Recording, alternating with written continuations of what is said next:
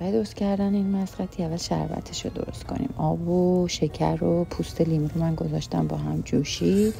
بعدش پودر نشاسته رو توی آب که دستور موادش رو همه رو توی کپشن براتون می‌نویسم با هم شروع کردم روی حرارت هم زدن تا حل بشه. نگاه کنین اینجا. البته این مسقطی من مسقطی گلگاو زبونه، برای همین شما به جای گلگاو زبون میتونین آب انار بریزین، میتونین هر آب میوه دیگه رو قاطی کنین. روی گاز هم بزنین این حالتی تا تمام نشاستتون حل بشه. یه مقدارم پودر آگار آگار بریزین برای اینکه نشاستتون بهتر چیز بشه.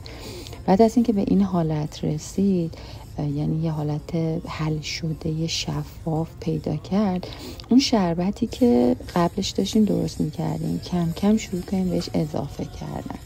هم بزنین تا قشنگ خودشو بگیره، اون شربته به خوردش بره، حل بشه، یه رنگ شفاف خوشمزه خوش رنگ بهتون بده.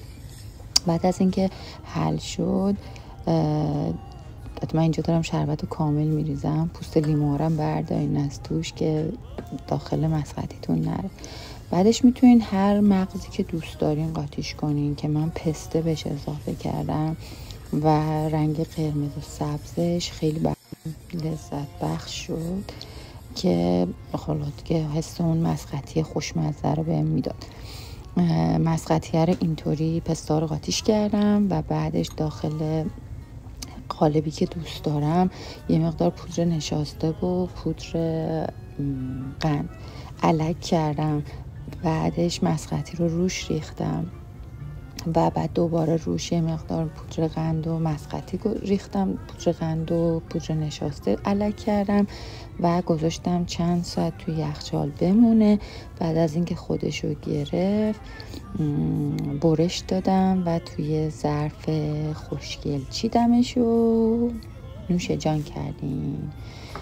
شما درست کنین، لذت ببرین از این مسقطی خوشمزه و ببینین که چقدر باحال میشه. یه چیز دیگه هم میتونین به جای اینکه تو قالب بریزین یکم سفترش کنین و با دستتون فرم بدین، یعنی مثل گلوله شکلش کنین، ولی بذارین بیشتر خودشو بگیره. من چون شل درست کرده بودم، یعنی زود برداشتم، مجبور شدم توی قالب بریزم که